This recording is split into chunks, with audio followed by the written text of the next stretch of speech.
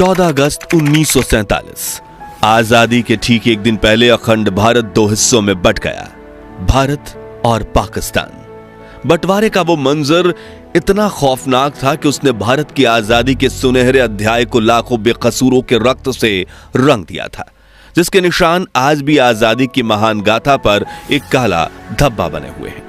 अगला दिन 15 अगस्त 1947 भारत के इतिहास का वो ऐतिहासिक दिन बनने वाला था जिसका करोड़ों भारतीय बेसब्री से इंतजार कर रहे थे।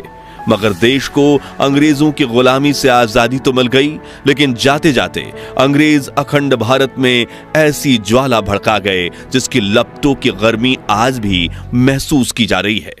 जहां एक तरफ लाखों भारतीय आजादी का जश्न मनाने दिल्ली पहुंचे थे, जहां प्रिंसेस पार्क में पंडित जवाहरलाल नेहरू ने पहली बार आजाद भारत का तिरंगा फहराया, वहीं करोड़ों लोग बंटवारे के दर्द से कराह रहे थे। साथियों, आज के इस वीडियो में हम आपको भारत के इतिहास में 77 साल पीछे ले जाएंगे और आजाद भारत की कुछ ऐसी तस्वीरें दिखाएंगे जिन्हें देख आपके रोंगटे खड़े हो जाएंगे। लेकिन उससे पहले हमारी एक छोटी सी गुजारिश है कि हर भारतीय और पाकिस्तानी जनता इस वीडियो को पूरा जरूर देखे। अखंड भारत, जहां हर धर्म के लोग एक साथ मिलकर खुशी से रहा करते थे, जहां वर्ष 1857 में आजादी की लड़ाई हिंदू और मुस्लिम दोनों धर्म के क्रांतिकारी एक साथ मिलकर लड़ रहे थे, उसी देश की आवाम में अंग्रेजों ने अगले 90 सालों तक एक दूसरे के खिलाफ ऐसा जहर भर दिया कि हमेशा साथ रहने वाले लोग आजादी के दिन एक दूसरे के खून के प्यासे बन चुके थे। साथियों, आजादी के वक्त जब देश का बंटवारा हो रहा था, उस समय देश में बारिश का मौसम था। कई इलाकों में बहने वाली नदियां ओवरफ्लो हो चुकी थी। बाढ़ की वजह से किसानों की फसलें तबाह हो रही थी। देशवासियों को अपने ही देश में रहने का डर सता रहा था। एक तरफ लाखों हिंदू पाकिस्तान से भारत की तरफ पलायन कर रहे थे, तो दूसरी तरफ लाखों मुस्लिम भारत से पाकिस्तान की तरफ भाग रहे थे। इस वक्त स्क्रीन पर आप दिल्ली से लाहौर जाने वाली ट्रेन की रियल दुर्लभ वीडियो देख रहे हैं।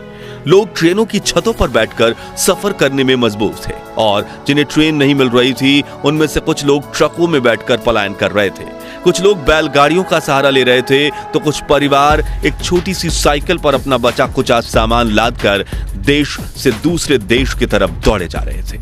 जहां एक तरफ करोड़ों लोगों के लिए आजादी किसी वरदान से कम नहीं थी, वहीं लाखों लोगों के लिए ये एक अभिशाप बन चुका था, क्योंकि अपना सब कुछ छोड़कर जान बचाते हुए दूसरे देश में भागना किसी काले सपने से कम नहीं है।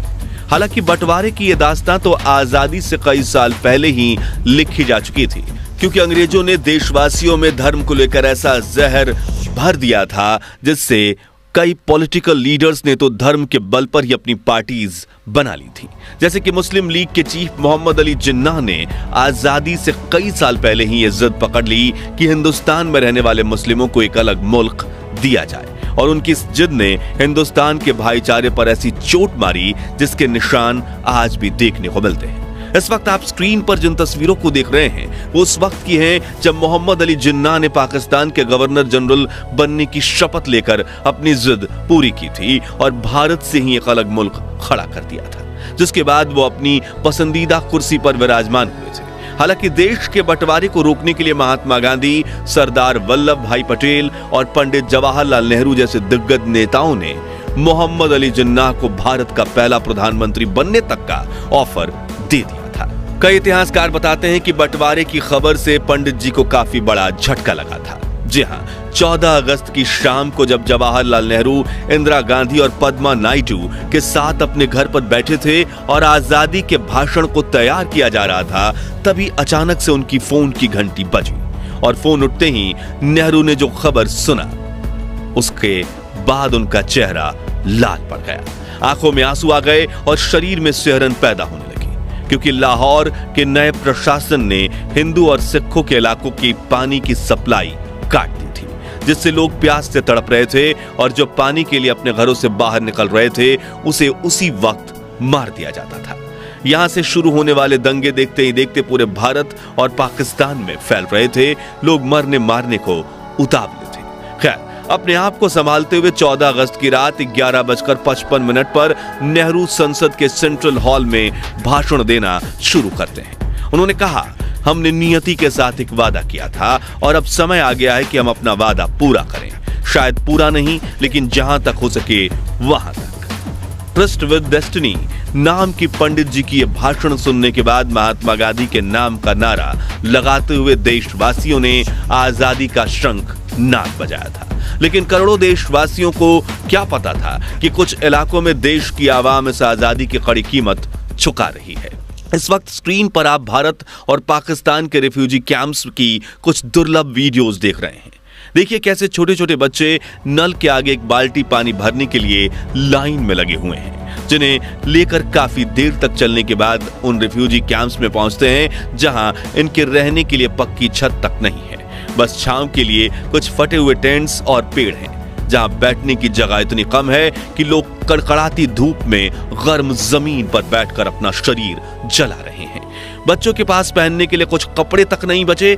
2 दिन पहले सुख शांति से जीवन व्यतीत करने वाले परिवार आज शरणार्थी बन चुके हैं। महिलाएं हाथ जोड़कर अपने परिवार के लिए खाना और रहने की मांग कर रही हैं। भूख की वजह से तड़पते हुए बच्चों का शरीर कुपोषित हो चुका है, लेकिन फिर भी लाखों लोग अपना घर छोड़कर बिना किसी मंजिल के आगे बढ़ते जा रहे हैं। इस ट्रेन के हालात देखिए, जिसमें लोग खिड़की पर लटक कर अपनी जान दांव पर लगाने से भी पीछे नहीं हट रहे, क्योंकि उन्हें किसी भी हाल में पाकिस्तान से भारत पहुंचना है।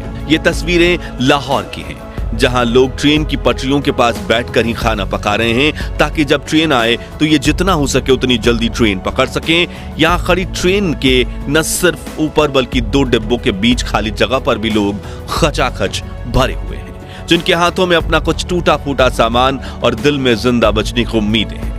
अगली दुर्लभ वीडियो दिल्ली के कुतुब मीनार की है, जो 1947 में आजादी के वक्त कुछ ऐसा दिखता था। वहीं इसके आसपास के इलाके बिल्कुल बंजर थे, जहां राजाओं के कुछ पुराने टूटे फूटे महल के खंडहर वीडियो में आप देख रहे हैं। वीडियो में दिख रहे लोग आजादी का जश्न मनाने कुतुब मीनार पहुंचे हैं। आजादी के वक्त दिल्ली में जश्न का माहौल था। यह फुटेज लाल किले की है, जहां पर 16 अगस्त 1947 के दिन लाखों लोग प्रधानमंत्री जवाहरलाल नेहरू को देश का तिरंगा फहराते हुए देखने पहुंचे थे। हालांकि 250 सालों तक गुलामी की जंजीरों में बांधकर रखने के बावजूद 1947 में जब अंग्रेजों ने भारत को आजादी दी थी, तब उन्हें खुद पर इतना गर्व था कि वह सर ऊंचा करके बैंड बाजे के साथ और परेड के साथ भारत छोड़कर जा रहे थे।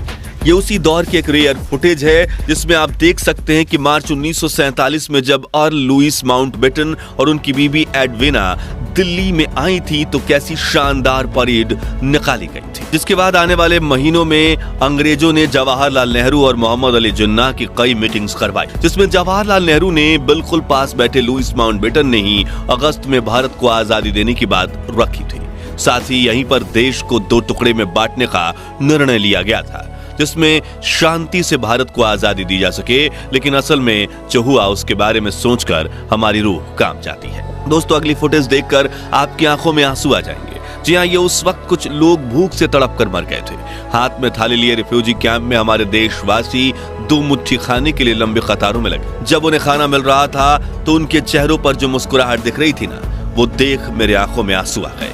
लेकिन यह कहना गलत नहीं होगा कि महात्मा गांधी, पंडित जवाहरलाल नेहरू, सरदार वल्लभ भाई पटेल, लाल बहादुर शास्त्री, डॉक्टर भीमराव आंबेडकर और कई महान नेताओं ने इतने मुश्किल हालातों में भी देश को संभाला, और आज हम भारतीय ब्रिटेन से भी कई गुना आगे निकल चुके हैं। खैर, आपको ये जानकर हैरानी होगी कि इस बंटवारे में करीब 2 करोड़ लोगों ने अपना देश छोड़ा था और 10 से 15 लाख बेकसूरों की जान गई थी। मगर यहाँ अफसोस की बात यह है कि ब्रिटिशर्स ने हम भारतीयों के साथ इतने घिनौने जुर्म किए जो भारत के इतिहास में खून के लाल अक्षरों से दर्ज हैं। लेकिन फिर भी उन्हें भारतीयों की तरह विदा किया गया। जहाँ 27 अगस्त 1948 के दिन जब ब्रिटिशर्स की आखिरी टोली हमारा देश छोड़कर जा रही थी, तो उन्हें बैंड बाजे के साथ विदा किया गया। देखिए कैसे यह अंग्रेजों की आखिरी टुकड़ी मुंबई से अपनी बोट में सवार होकर ब्रिटेन का तिरंगा लहराते हुए शान से जा रहे हैं। यही हम भारतीयों के अच्छे संस्कार हैं कि जब तक दुश्मन आपको परेशान न करे, तब तक उसके लिए हम अच्छा व्यवहार ही करते हैं। तो दोस्तों, अगर आप ये वीडियो अभी तक देख रहे हैं तो भारत और पाकिस्तान के बंटवारे के शिकार हुए उन 10 लाख लोगों को श्रद्धांजलि देने के लिए कमेंट बॉक्स में ओम शांति जरूर लिखिए। और इस वीडियो को अपने फेसबुक और व्हाट्सएप ग्रुप्स में इतना शेयर कीजिए कि देश के हर व्यक्ति को आजाद भारत के लिए आवाम द्वारा दी गई इस अनसुनी कुर्बानी के बारे में पता चल सके। और भविष्य में ऐसी ही सत्य घटनाओं से रूबरू होने के लिए हमारे चैनल को सब्सक्राइब करके पास वाली घंटी जरूर बजा दीजिए। जय भारत।